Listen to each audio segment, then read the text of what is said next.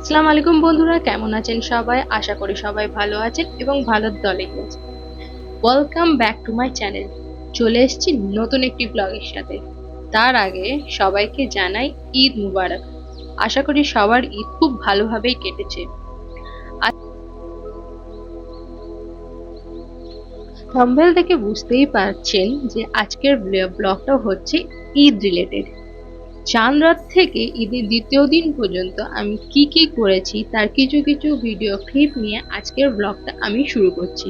চলুন শুরু করা যাক। এই যে এখন ক্লিপটা দেখছেন সেটা হচ্ছে চাঁদ রাতের ক্লিপ।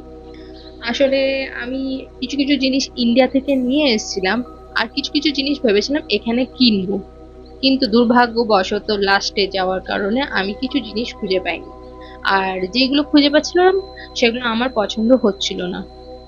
সেই জন্য আমি রাতেই, সেই দিন চাঁদ রাতে বসে বসে নিজেই হাতে তৈরি করেছি সবকিছু জিনিস। তারপরে শুরু হয়েছে আমার শির কোরমা বানাবার পদ্ধতি। কিন্তু দুর্ভাগ্যবশত সেদিনকে দিনটাই আমার বাজে ছিল। আমি যা বানাচ্ছিলাম সব যেন কিছু না কিছু ভাবে পুড়ে যাচ্ছিল। আহ, সেমাই আর ড্রাই ফ্রুট ভাজতে ভাজতে ছেলে উঠে পড়েছে। সেই করতে করতে আমি, কি বলি আপনাদেরকে, গ্যাসের ফ্লেম বন্ধ করে আমি গ্যাসের ওপরেই প্যান রেখে চলে গেছি। তার ফলে আমার ড্রাই ফ্রুটস গুলো অল্প অল্প করে পুড়ে গেছে, কিশমিশ অল্প অল্প পুড়ে গেছে।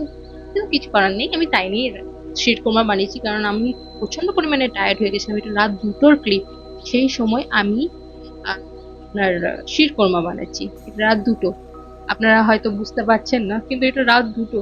তার কারণ এখানে ফজরের আজানের পর প্রায় 1.5 ঘন্টা টাইম নেই ঈদের নামাজ পড়াবার জন্য।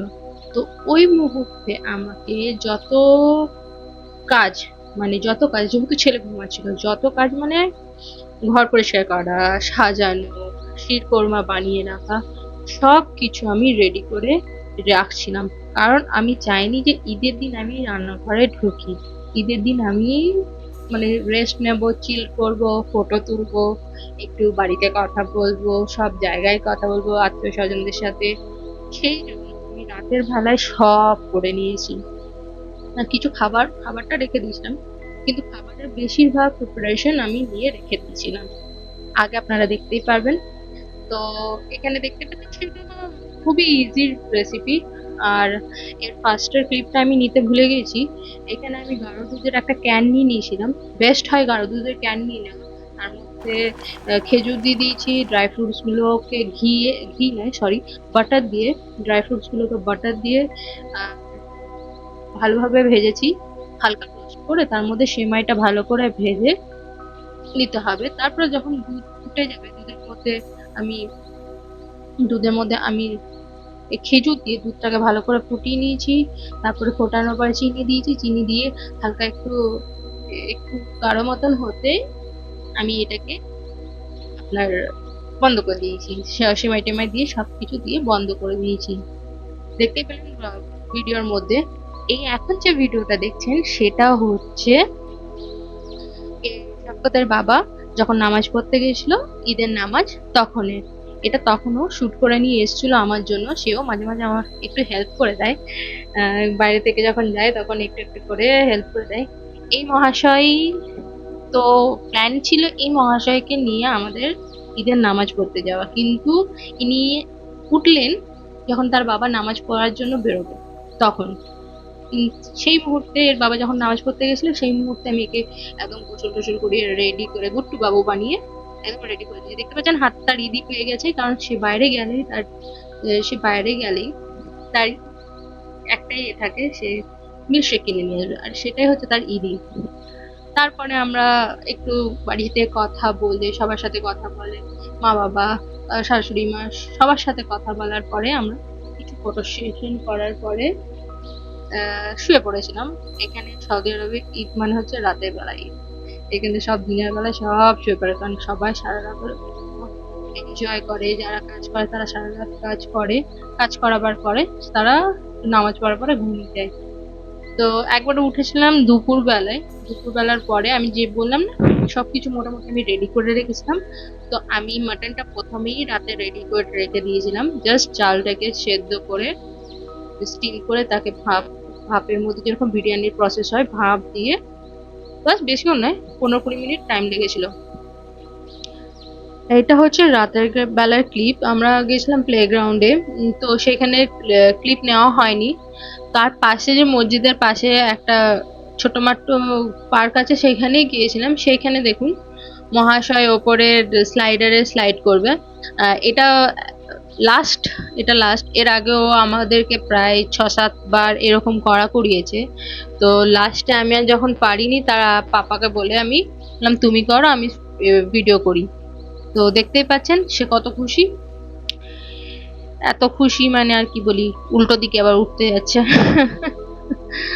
বাচ্চাদের এটাই, বাচ্চারা যেটাতে হ্যাপি সেটাই।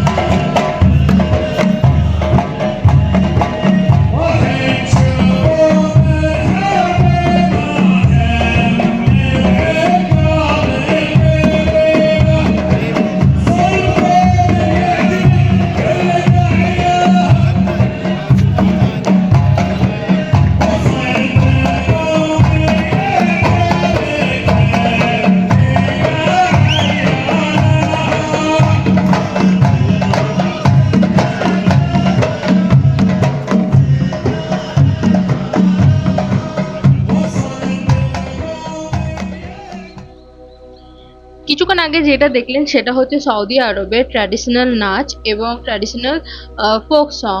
এটা প্রায়ই কোনো অনুষ্ঠান হলে এই রকমই গান শুনতে পাবেন। এরপর যে ভিডিওটা দেখছেন সেটা হচ্ছে নেক্সট ডে, মানে ডে 2 ঈদের। আমরা বেরিয়ে পড়েছিলাম আমরা বেরিয়ে পড়েছিলাম জুবেলের জন্য। জুবেল আলহাসা থেকে জুবেল যেতে প্রায় 2.5 ঘন্টা সময় লাগে এবং এর ডিস্টেন্স হচ্ছে 250 কিলোমিটার। যেহেতু আমরা সবাই প্রথমবার যাচ্ছিলাম, শফকতের বাবার কলিগরাও ফার্স্ট টাইম যাচ্ছিল, সেই জন্য আমরা গুগল ম্যাপ দেখে দেখেই যাচ্ছিলাম। এমনিতে ওনারা জুবেল গেছেন কিন্তু নিখেল বিচ কোনোদিন যাননি। কাজের সূত্রে জুবেলে সবাই গেছে, কারণ জুবেলে তাদের ফ্যাক্টরি আছে, সেই সূত্রে তাদেরকে যেতেই হয় জুবেল, কিন্তু নিখেল বিচের রুটটা তারা জানে না, সেই জন্য একটু খুঁজতে আমাদের সময় লেগেছিল। তারপরে ঈদের সেকেন্ড দিন ছিল বলে পার্কিং এর প্রচন্ড সমস্যা হয়, প্রায় পার্কিং খুঁজতে খুঁজতে প্রায় তো আমাদের 15-20 মিনিট টাইমই লেগে গেছে। আর দেখতেই পাচ্ছেন যে নিখেল বিচটা কত সুন্দর। আর আমার ছেলে জল দেখে তার তো লাফানো ঝাপানো সব স্টার্ট হয়ে গেছে। এখানে সে জুতো খোলার জন্য আমাকে ডাকছিল, বাট আমি যাচ্ছিলাম না। লাস্টে তার বাবা বলল ঠিক আছে খুলে দাও, বাচ্চা এনজয় করবে না তো কে এনজয় করবে। তো তাকে তারপর আমরা জুতো খুলে দিয়েছিলাম, সে এনজয় করছিল জলের মধ্যে দাঁড়িয়ে। তার খুব খুশি, সে তার ঈদ ভালোভাবে সেলিব্রেট করেছে।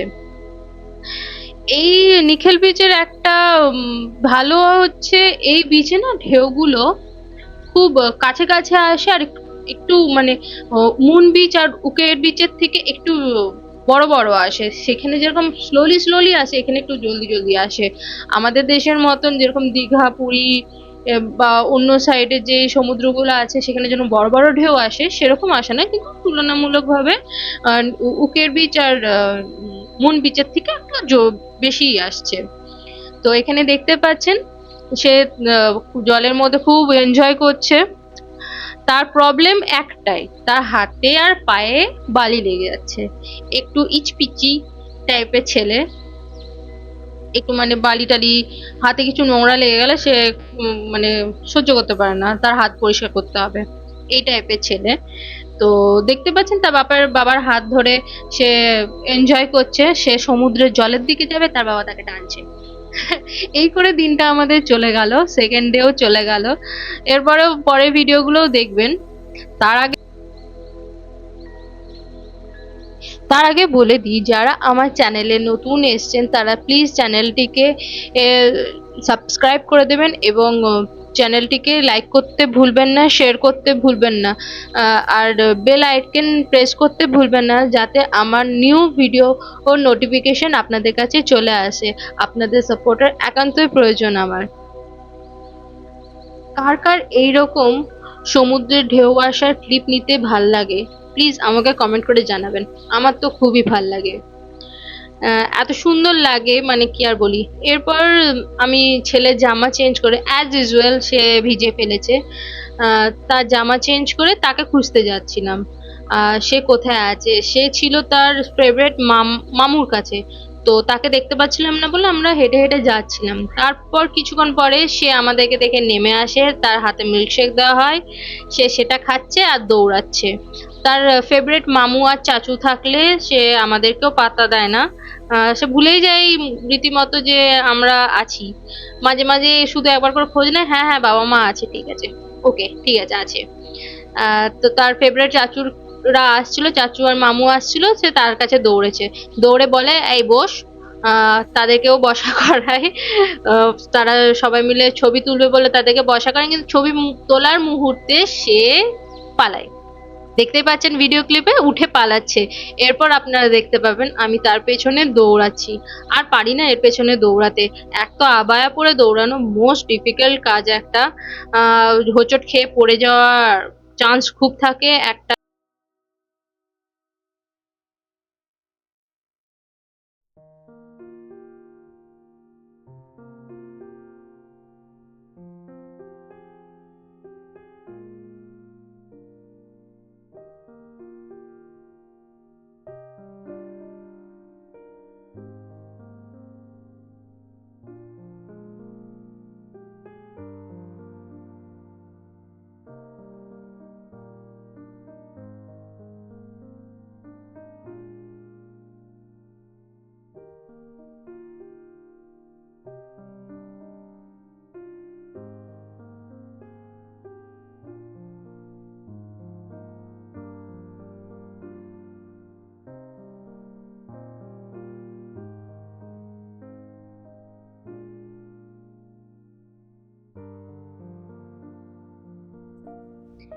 এরপর বাড়ি ফেরার পালা। চলে আসছে আমরা আলহাসার দিকে।